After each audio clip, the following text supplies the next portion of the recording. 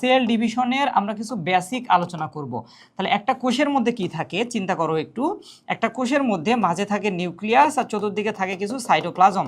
তাহলে একটা কোষ থেকে যদি আমরা দুইটা কোষ বানাতে চাই তাহলে নিউক্লিয়াসটার বিভাজন করতে হবে এবং সাইটোপ্লাজমটাকে দুই ভাগে ভাগ করতে হবে। ল্যাটিন ক্যারিয়ন কথাটার অর্থ হলো নিউক্লিয়াস। আমরা পড়ছিলাম প্রো ক্যারিওটিক, প্রো মানে আদি, ক্যারিয়ন মানে নিউক্লিয়াস। তাহলে ক্যারিয়ন মানে হলো নিউক্লিয়াস। তাহলে কোষ বিভাজনের একটা ধাপে আমরা নিউক্লিয়াসের বিভাজন ঘটাবো। এই ধাপটার নাম ক্যারিয়ন থেকে ক্যারিওকাইনেসিস।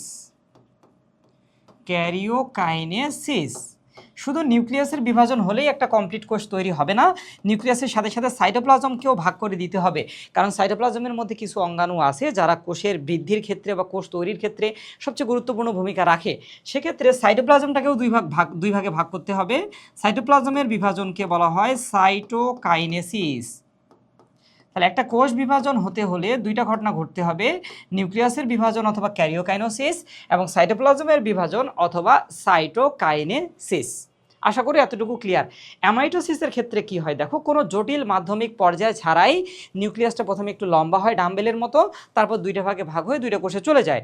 সাইটোপ্লাজমটা ঠিক একইভাবে সমান দুই ভাগে বিভক্ত হয়ে দুইটা কোষে চলে যায়। তাহলে আমরা একটু এই ছবিটা দেখি।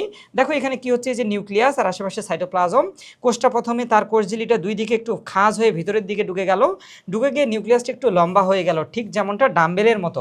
ডাম্বেল আকৃতির এই নিউক্লিয়াসের এই কোষের দুইটা খাঁজ পরপর ভিতরের ঢুকে গিয়ে মিলে যায় এবং দুইটা কোষে আলাদা হয়ে যায়। এইভাবে নিউক্লিয়াসটাও দুই ভাগে ভাগ হয়ে গেল, সাইটোপ্লাজমটাও দুই ভাগে ভাগ হয়ে গেল। তাহলে এখানে কোনো জটিল প্রক্রিয়া ঘটে না, একদম সহজ। এই জন্য এটা পাওয়া যায় একদম অনুন্নত জীবগুলোতে। কার মধ্যে পাওয়া যায় দেখো, ইস্ট, অ্যামিবা, কিছু এককোষী জীবে এই ধরনের কোষ বিভাজন পাওয়া যায়। স্ট্রাসবার্জারের মতে অ্যামাইটোসিস থেকেই উন্নত কোষ বিভাজনের সৃষ্টি হয়েছে।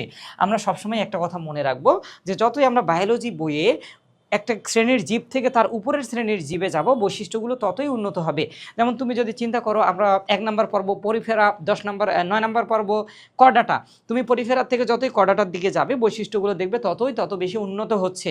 ঠিক একইভাবে তুমি যদি বোটানি বইয়ের কথা চিন্তা করো, বোটানি বইয়ের শুরুর অধ্যায়টা অণুজীব, তার একদম প্রথম টপিক ভাইরাস, এরপরে ব্যাকটেরিয়া, তারপরে ম্যালেরিয়া, এভাবে ক্রমান্বয়ে শৈবাল, ছত্রাক, ব্রায়োফাইটা, টেরিডোফাইটা, যত তুমি সামনের দিকে যাবা বৈশিষ্ট্যগুলো ততই কি হয়, উন্নত হয়। অর্থাৎ জীবদের মধ্যে একটা টেন্ডেন্সি আছে নিজের অর্জিত বৈশিষ্ট্যগুলোকে উন্নত করে পরবর্তী ধাপে অগ্রসর হওয়ার।